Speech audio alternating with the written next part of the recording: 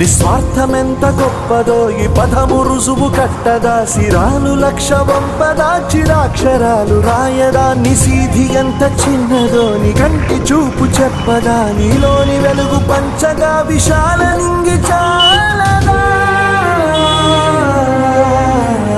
మనుష్యులందు నీ కథ మహర్షిలాగా సాగదా, మనుష్యులందు నీ కథ మహర్షిలాగా సాగదా.